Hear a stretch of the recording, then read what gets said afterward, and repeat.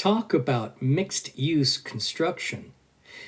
It started as a ranch, became a luxury resort, then a military base, and is now a nature preserve, and more, which makes it the perfect location for a history hike through the Palos Verdes Peninsula today on PCZ TV. PCZ TV.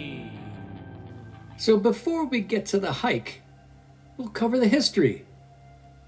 Rancho de los Palos Verdes was initially owned by the Dominguez family, but Jose Dolores Sepulveda disputed ownerships of the ranch, and before they could settle the issue, he was killed by the natives in 1824. Message for you, son.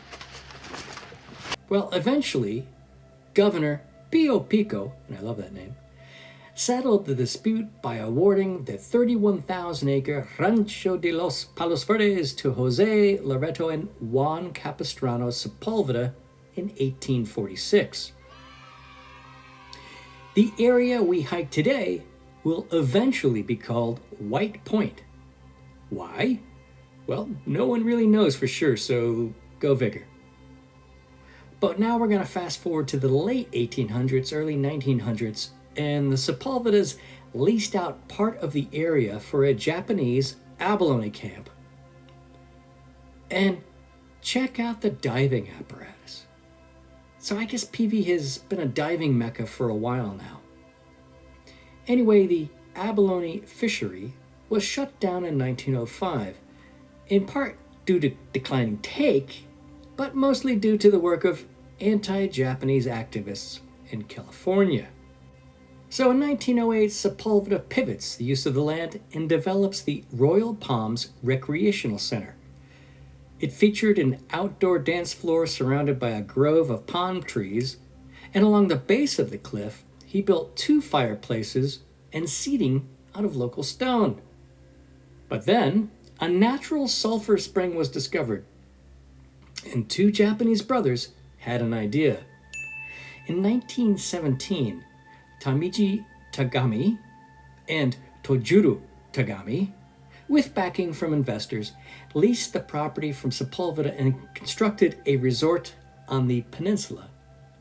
The first resort, the first luxury resort, which predated Terranea. Now, racist California state laws prevented the Japanese land ownership, but the Sulphur Springs apparently earned the White Point Resort a partial sanatorium exception. Now, this is reported in Wiki, but I couldn't find any info to back it up, so take it with a grain of salt. Anyway, the resort was completed in 1925, and this place was one-stop shopping. It featured a 2-story hotel, rental cabins, multiple pools, including a sulfur spring pool that we talked about, and a saltwater pool, a ballroom, 2 restaurants, one of which was an American and an American Chinese food, and on the second floor, it was Japanese food. They had card tables, and allegedly there were monkey cages. Man, I could not find any images of the monkey cages. And to top it off, a pier was also built for fishing excursions. Now, to keep the pools going, a small pumping plant was constructed, and water from the natural hydrothermal features were piped in. And they also had an on-site generator to keep it all going. Now, shuttles brought visitors from Point Furman and Los Angeles, and an automobile road was carved out of the cliffs around 1923 and improved in 1926. Now, White Point Resort was sometimes referred to as Radium Springs, which was part of a widespread early 20th century radium fad. Of course, who wouldn't want to be exposed to radioactivity? Visitors to the resort came from Japanese communities as far away as San Francisco and Sacramento. It was also so renowned that the Japanese Olympians in town for the 1932 LA Olympics visited the resort. Like I said, this sounds like Vegas before Vegas. So what happened? Why isn't it there now? Well, the Great Depression happened, and it hit resorts hard. And then the final knockout blow was a 6.4 earthquake in 1933 in Long Beach. This quake cut off the natural hot springs and destroyed much of the site's infrastructure. The resort then closed in the late 30s. And then war broke out. And the brothers Tagami? Well, along with 120,000 or so other Japanese Americans, they were sent to internment camps during World War II, and they faded from history. So, with war breaking out, the military started to heavily fortify the peninsula. They took over White Point and demolished what was left of the resort structure and annexed the land for coastal defense. After all, paranoia about a Japanese invasion of the mainland was such that having a beachside ex-Japanese building and pier, well, I mean, it's open invitation for Japanese Marines to land there, apparently. So, in 1942, the Army started construction of massive concrete emplacements, the Paul D. Bunker Battery, or I like to call it the Paul Bunker. They used 16-inch Navy surplus rifles. These guns weighed 1.1 million pounds, and they fire a 2,000-pound shell that could hit Catalina Island. And apparently, when they were test-fired, all the glass in the surrounding homes were shattered. So to get a sheer idea of the size of these guns, you probably should go over to the USS Iowa in San Pedro.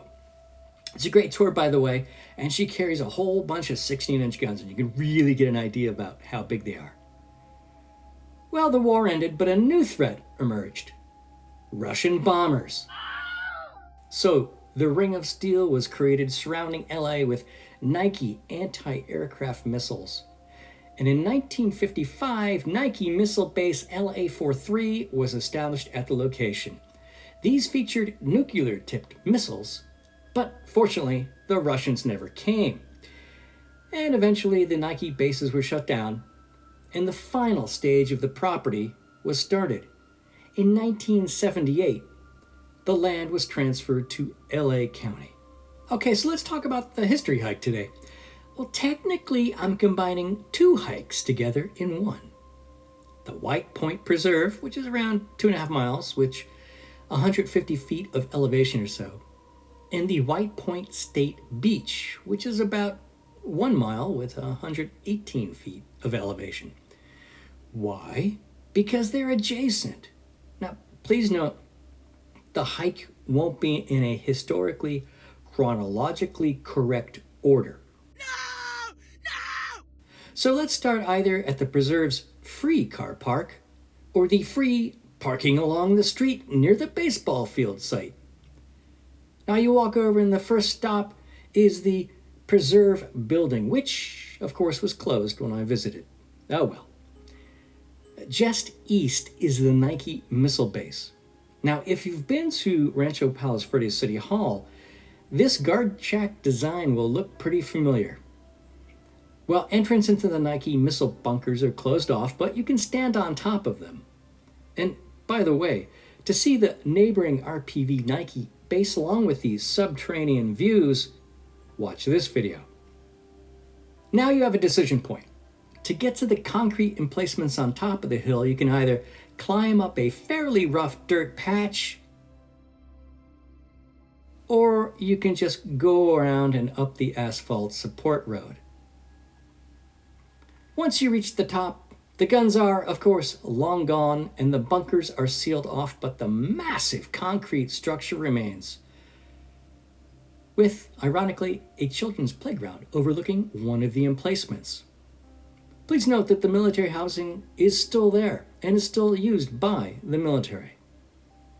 For a hike and drive tour of other World War II sites, see this video. So let's head back down by the asphalt road, and on the way out of the park you'll pass a mound which houses the remains of the Roman Sepulveda house. See what I did there? Next up, head over to the state park. At the top of the bluff, here's a fountain that the Tagamis had at the resort. Sadly, there's no signs or sharing of the significance of the artifact, so you'll just have to know.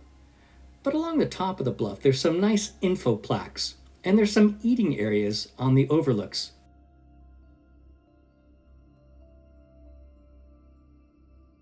along with a very nice restroom, by the way.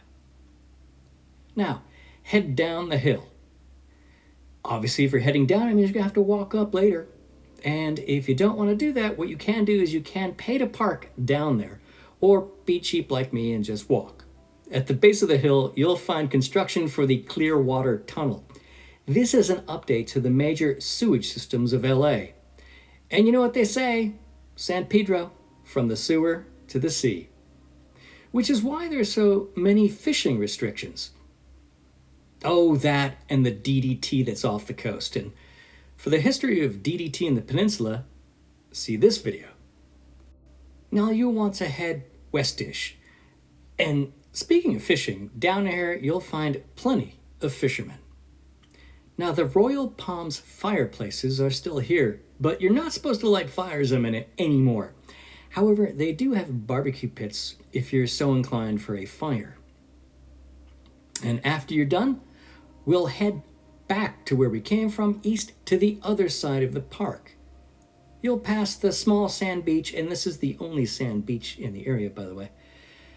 And past that, you can see a few concrete slabs, which were once the pools of the resort, from what I understand. Now, keep moving on to the lifeguard tower, where the main resort building was located, and nothing of it remains to be seen here. But there are still divers, and if you're so inclined to travel further east, you can see where some of the dive spots are and how to access them. Now, PV has long been a great dive destination and surf destination. And for some of those videos, you get the idea. So that ends the walk. So you want to walk back up the hill to your car, and if you've been motivated by the thought of a peninsula resort meal and want to see monkeys in cages, wait, no, there aren't monkeys in cages. But if you want a great meal, you can either head to Terranea or to the restaurant at Trump. If you've enjoyed this video, feel free to watch some of my other local history videos.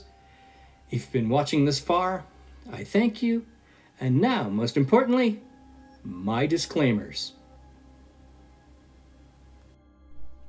Bye!